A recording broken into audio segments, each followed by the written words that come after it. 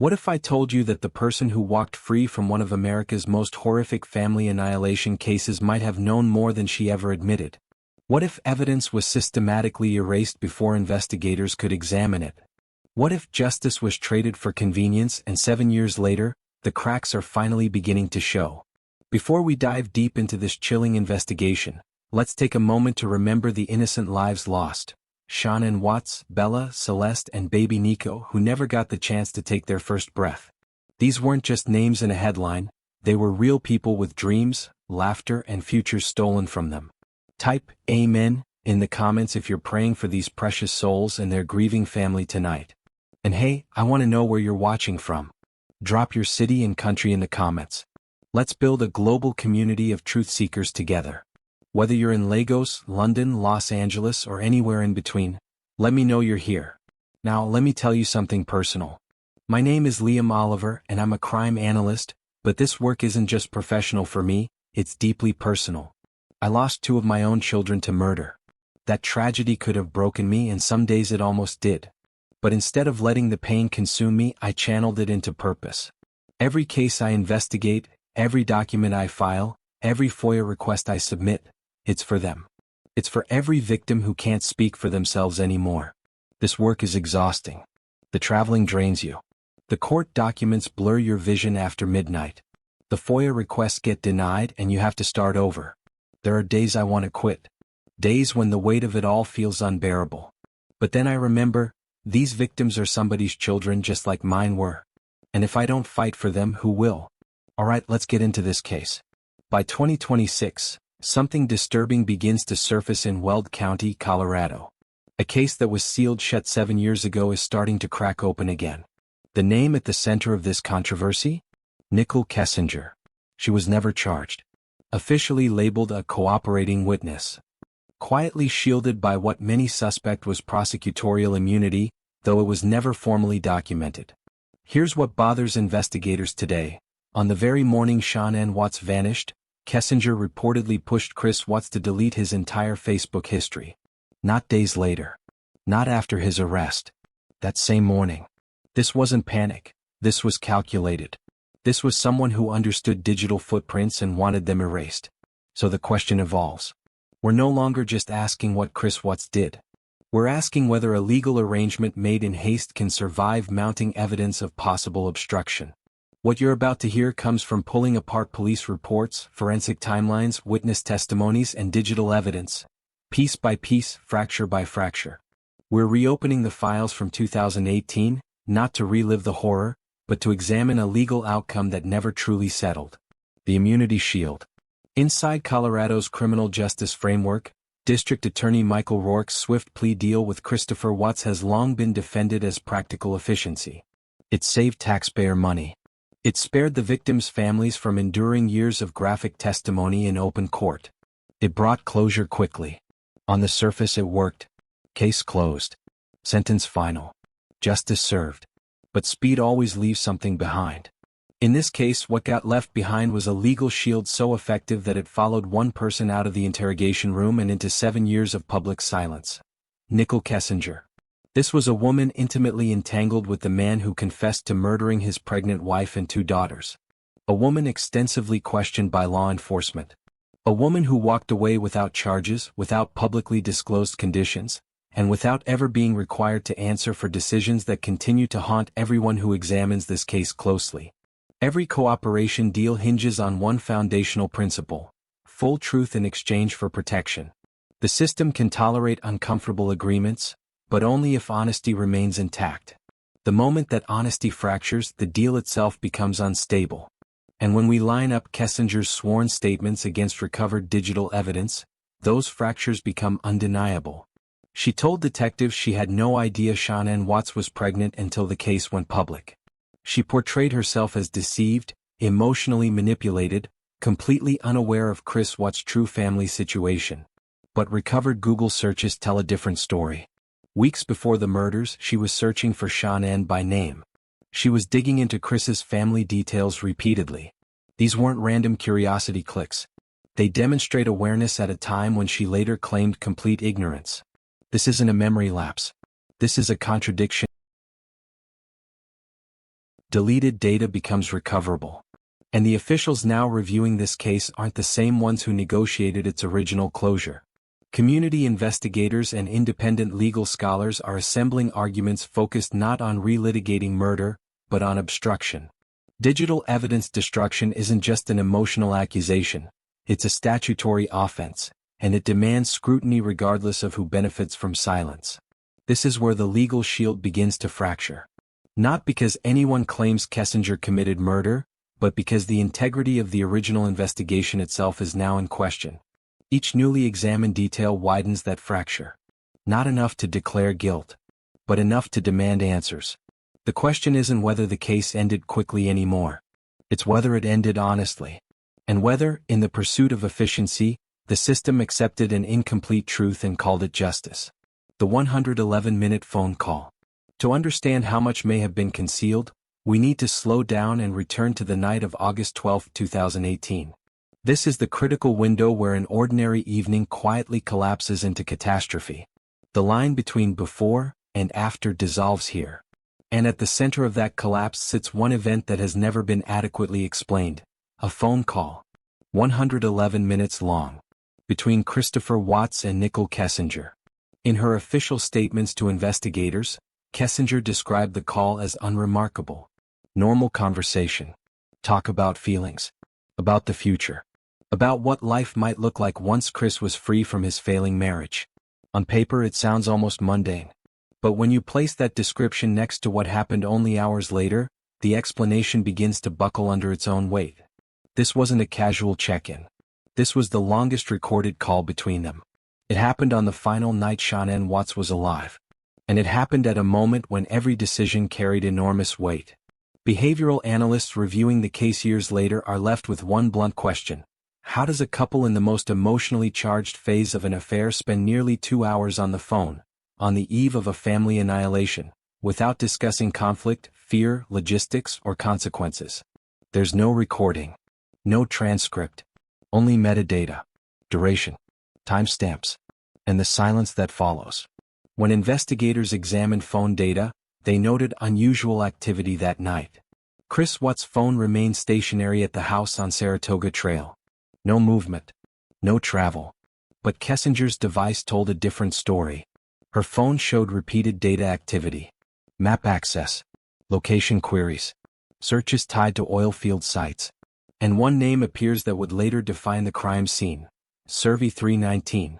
This wasn't a random location. Survey 319 wasn't a place of personal interest or convenience. It was a remote Anadarko petroleum site. A place Chris had work access to. A place that hours later would become Shanann Watts' grave and where Bella and Celeste Watts would be dropped into oil tanks. That timing matters.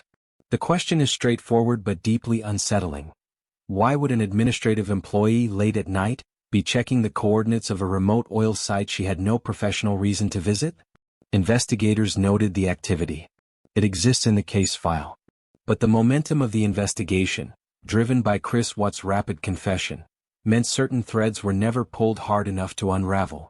Another detail has resurfaced as digital forensic techniques have advanced. Investigators identified a disguised messaging application on Kessinger's phone. One designed to look like a calculator. Applications like this are built specifically for concealment. They hide conversations behind encryption and false interfaces. In 2018, law enforcement's ability to fully extract data from such platforms was limited. Today that limitation no longer exists. Experts reviewing the case in 2026 believe the 111-minute phone call may not represent the full scope of communication that night. It may have been only the visible layer, a public channel masking parallel conversations occurring through encrypted or disguised platforms. That possibility alone reframes the entire night. There are theories that go further. That guidance may have been given. That advice may have been exchanged about surveillance cameras, neighbor activity, or how to construct a narrative of disappearance. These remain hypotheses, not conclusions. But they don't emerge from imagination. They emerge from pattern, from behavior, from what was deliberately erased. The request that followed is critical. After Shanann Watts disappeared, Kessinger urged Chris to delete his Facebook account. Not to step away from it. Not to change privacy settings. to erase it entirely. In the context of a missing person investigation, that request can't be dismissed as emotional panic. It's a deliberate act aimed at removing a digital timeline. As I read through this sequence, one realization sent a chill through me. While that call was happening, Shannon Watts was in the air, flying home from North Carolina, completely unaware that decisions were being made that may have already sealed her fate. Whether violence was explicitly discussed or not, the timing alone is devastating. The absence of a recording leaves us without certainty. But silence itself can be evidence when it's systematic. Kessinger has never provided a detailed account of that call. No minute-by-minute recollection. No emotional breakdown of what was discussed. Just distance. Controlled distance. By 2026, artificial intelligence and behavioral modeling allow analysts to simulate likely scenarios based on known data, duration, search behavior, deletions, proximity to the crime. The picture that emerges isn't built on what was said. It's built on what was removed. The truth of that night doesn't live in testimony. It lives in absence. In the 111 minutes that were never recorded, never recovered, and never fully explained. And the question that now presses harder than ever is whether any agreement made in the chaotic early days of this case can survive evidence suggesting preparation, concealment, and a coordinated effort to erase a digital trail, before the bodies were even found. Digital destruction. When we dive into the digital layers of this case, the image of Nichol Kessinger shifts dramatically. What emerges is no longer the portrait of a woman in shock after discovering she'd been deceived, but someone demonstrating remarkable technical awareness. Someone who understood, in real time, how information could be erased, overwritten, and made nearly impossible to recover.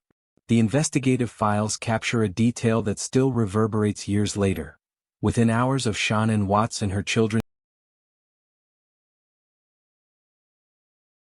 that timing is everything. In any homicide investigation, the earliest hours are absolutely critical. Actions taken in that window aren't judged in isolation, they're judged against intent. And actively researching data destruction during an unfolding missing persons case is not a neutral act. It's conduct that invites scrutiny under the lens of obstruction. Throughout her interviews, Kessinger emphasized cooperation. She stated she willingly turned over her phone. She positioned herself as transparent. But later technical analysis suggests the device that reached investigators had already been altered. Significant portions of message history appear to have been overwritten by junk data, a method commonly used to reduce the chance of forensic recovery. This wasn't accidental deletion. This was a deliberate process. Equally telling is what no longer existed on the device. Investigators noted the prior presence of a disguised messaging application, commonly referred to as a calculator vault. Tools like this are designed specifically for concealment. They hide images, videos, and text behind a false interface and often employ encryption. By the time the phone was examined, that application had been completely removed. No container. No accessible logs. Only absence. Independent analysts reviewing the case years later have raised a troubling possibility that Kessinger may not have acted alone in these digital cleanup efforts. The methods used to sanitize her phone closely resemble those observed on Christopher Watts' device. The timing aligns. The scope aligns. 2 phones. 2 users. Engaging in parallel erasure within the same narrow time frame. Coincidence becomes a harder argument to sustain. The implications of coordination are profound. Advising another person on how to remove evidence during an active investigation crosses a legal threshold. It transforms private behavior into potential interference. And yet, this aspect of the case was never fully explored once the primary suspect confessed and accepted a plea deal. As I studied the recovered search terms, a deeper unease set in. Kessinger wasn't only searching how to delete messages. She was searching whether law enforcement could retrieve deleted texts from carriers. Whether phone companies stored message content. Whether deletions were truly permanent. These aren't the concerns of someone who believes their messages are harmless. They're the concerns of someone calculating risk. Why would old messages matter so much if they contain nothing of consequence? Why would their recovery be feared unless they told a story that conflicted with the narrative being presented to investigators? These questions don't require speculation. They arise naturally from behavior. Some analysts have gone further, suggesting that within the erased data may have been messages that exerted pressure. Language encouraging separation. Language expressing urgency. Perhaps even language framing Shanann and the children as obstacles. This remains unproven. But the destruction of the data ensures that the question can never be answered definitively. And that, in itself, is consequential. By 2026, advancements in cloud forensics and server-side reconstruction have begun to recover fragments once thought permanently lost. These fragments hint at images sent from remote work sites. Images depicting spaces free from domestic presence. Visuals that reinforced a future without a family. While incomplete, they suggest that information flow between Watts and Kessinger was carefully curated. What investigators received wasn't the full picture. It was what survived deletion. Digital interference isn't passive. It's an act of control. Control over narrative. Control over evidence. Control over what the justice system is allowed to see. When that control is exercised by someone benefiting from legal protection, the ethical fault line becomes impossible to ignore. Placed alongside the quiet shield of cooperation, the data wipe strategy creates a contradiction that can't be resolved by paperwork alone. A witness cannot be both transparent and selectively destructive. Those two states cannot coexist. The truth here doesn't live in signed statements or interview summaries.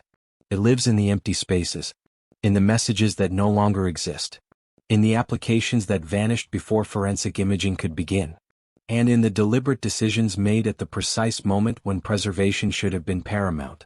The question now pressing the edges of this case isn't abstract. It's fundamental. Can justice truly function when a key participant in a criminal timeline is allowed to curate the evidence before handing it over? Or does that permission, once granted, permanently compromise the integrity of the record?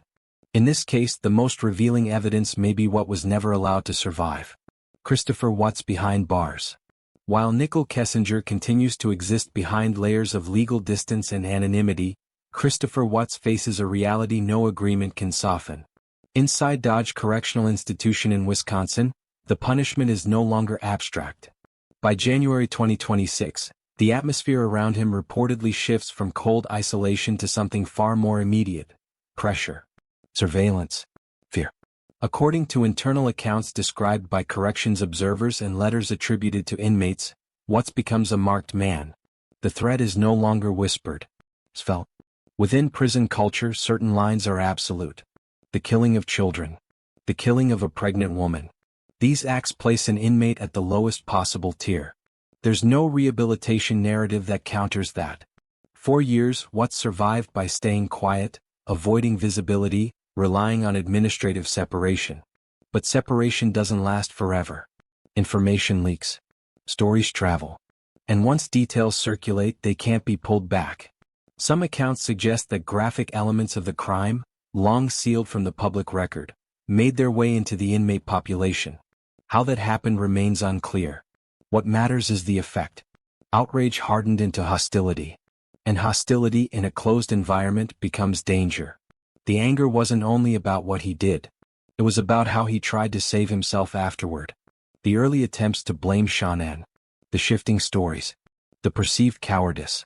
In prison hierarchy, those things compound.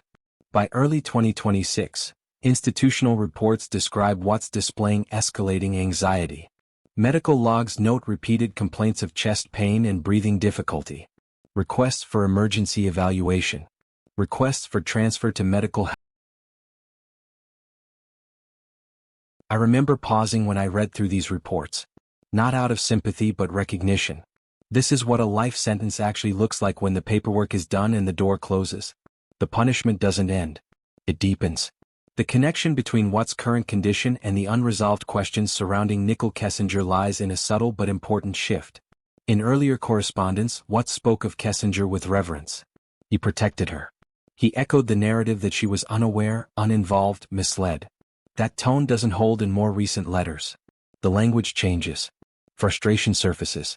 Resentment bleeds through. There are hints. Careful phrases. Suggestions that not everything was said. That not everyone paid a price. These aren't confessions. They're signals. And signals matter when survival is at stake. There's a long-standing pattern in prison psychology. When inmates believe their life is in immediate danger, loyalty erodes. Silence becomes negotiable. Self-preservation overrides previous promises.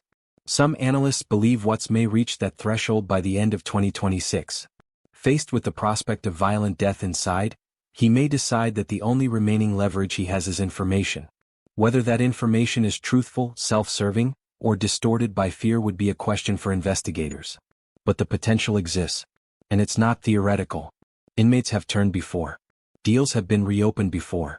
Silence has collapsed under less pressure than this. The irony is difficult to ignore. Outside prison walls, legal shields have held firm. Inside there is no shield, only reputation. And reputation, once fixed, cannot be negotiated away. This creates a collision point. On one side, a woman protected by procedural finality. On the other, a man trapped in an environment where finality doesn't bring peace, only prolonged consequence. If Watts decides to speak, the justice system will face a choice. Dismiss it as manipulation or examine it against the record that was never fully explored. Prisons aren't just places of confinement. They're pressure chambers. Secrets behave differently under that weight. They fracture. They leak. They search for exits. As 2026 unfolds, the question is no longer whether Christopher Watts is punished. That answer was settled years ago. The question is whether the fear now closing in around him becomes the force that finally breaks a silence formed in convenience, sustained by protection, and defended for 7 years. Because when survival becomes uncertain, even the strongest vows have a way of unraveling. The pressure builds. By 2026, a new current is pushing through Colorado's justice system. It doesn't come from inside an official task force or a reopened case file. It comes from the outside. Independent investigators, data analysts, legal researchers who have spent years revisiting what was set aside once Christopher Watts confessed. What began as scattered questions has hardened into a coordinated effort focused on one unresolved issue: the role of Nichol Kessinger. This is no longer a loose online debate.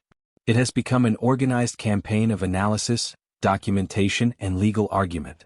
Groups such as Behind Criminal Minds are compiling structured briefs intended not for social media, but for district attorney candidates, oversight committees, and future prosecutors who will inherit this office after current leadership steps aside. Their timing is deliberate. The existing administration continues to stand by the original handling of the case. That position is expected to hold through at least 2029. The pressure, therefore, is aimed forward. What separates 2026 from earlier years is capability. The tools now available to civilian analysts rival what law enforcement had in 2018. Cloud reconstruction, metadata extraction, behavioral sequencing. Information once dismissed as background noise is now being re-evaluated as potential signal. One focus has become digital imagery. Photos exchanged between Nichol Kessinger and Chris Watts during the affair. Independent analysts have begun extracting residual metadata from copies stored on intermediary servers and backup systems. Some findings, not yet confirmed by prosecutors but supported by technical documentation, suggest that several image files contain GPS coordinates placing Kessinger's device in proximity to the Survey 319 oil site at times when she wasn't expected to be there. This isn't proof of physical presence. But it's enough to raise a question that never received serious attention before. Why does a remote oil field appear repeatedly in the digital footprint of someone with no operational role there, and before the murders occurred? That question is now being used as leverage. Not to accuse. To compel review. Public reaction has shifted alongside these developments. For years, many accepted the narrative that Kessinger was a bystander, misled by a manipulative partner. That assumption is eroding. As investigative gaps are laid out side by side, the tone changes from outrage to scrutiny. People are no longer asking whether mistakes were made. They're asking why certain avenues were never pursued at all. Petitions have followed. Massive ones. Millions of signatures collected internationally by early 2026. While petitions have no legal force, they generate political gravity. Local officials feel it. Media outlets feel it. And local newspapers that once avoided deep dives into prosecutorial decisions are now publishing long-form analyses questioning whether the immunity framework served justice or simply expedited closure. Another front has opened quietly. Witnesses who were previously peripheral are being re-interviewed by independent teams. Former Anadarko employees. Colleagues who interacted with Kessinger in the weeks before the murders. Some describe behavior that contrasts sharply with her presentation in official interviews. Composed. Unrattled. Not the demeanor of someone blindsided by horror, but of someone managing exposure. More troubling are claims that Kessinger attempted to access internal company systems after the murders, allegedly seeking to remove records of communication between herself and Chris Watts before law enforcement locked the accounts. If modern recovery tools are able to verify attempted deletions or unauthorized access, that would cross a significant threshold. It would no longer be about perception or narrative. It would be about action. As I follow these disclosures, the sense of compression becomes unmistakable. The walls are closing in, not through official prosecution, but through relentless documentation. This case isn't over. Not by a long shot. The truth has a way of surfacing, even when it's been buried under layers of legal protection and digital erasure. For Shanann, Bella, Celeste, and baby Nico, justice delayed is not justice denied. It's justice waiting for the right moment to break through.